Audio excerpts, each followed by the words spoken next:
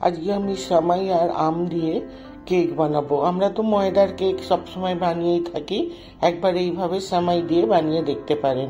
1/2 cup চিনি আমি মিক্সির মধ্যে নিয়ে পাউডার বানিয়ে রাখবো, এবং ওই মিক্সি জারের মধ্যেই আমি কিছুটা আমের টুকরো আর গুঁড়ো দুধ দিয়ে পেস্ট করে নেব, যেন এটার মধ্যে কোনো খিচ না থাকে, একদম মিহি পিষে নিতে হবে।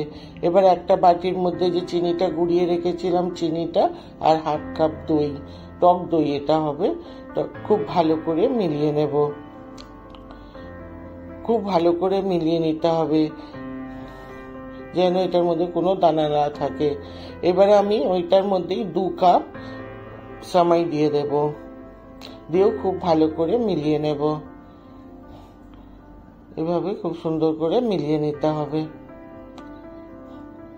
এবারে 1/2 কাপ তেল দিয়ে দেব, তেলটাও খুব ভালো করে মিলিয়ে নেব। এভাবে খুব ভালো করে মিলিয়ে নেব। যে আমটা পেস্ট করে রেখেছিলাম সেই আমটাও দিয়ে দেব। এটা খুব একটা বেশি টাইমও লাগে না, একবার বানিয়েও দেখতে পারেন। এইভাবে খুব আমটাও ভালো করে মিলিয়ে নেব।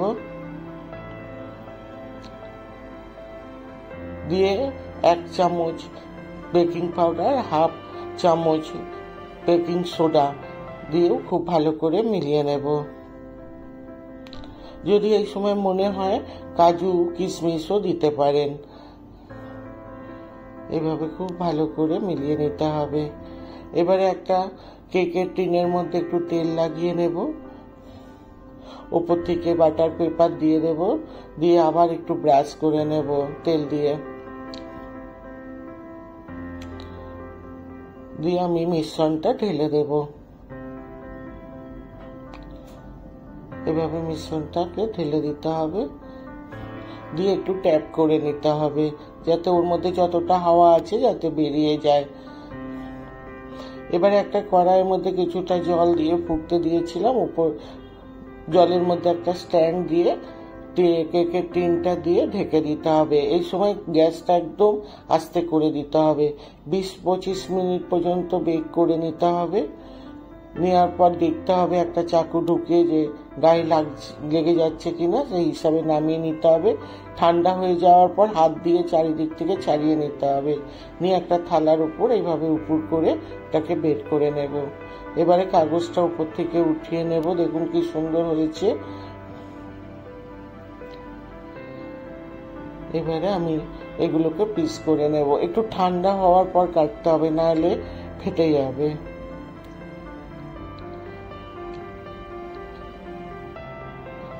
এইভাবে বানান, যদি ভালো লাগে আমাকে কমেন্টে জানাবেন, আর শেয়ার করবেন, সাবস্ক্রাইব করবেন, লাইক করবেন। দেখুন খুব সুন্দর এইভাবে পিস বেরিয়ে গেছে। এইভাবে পরিবেশন করুন।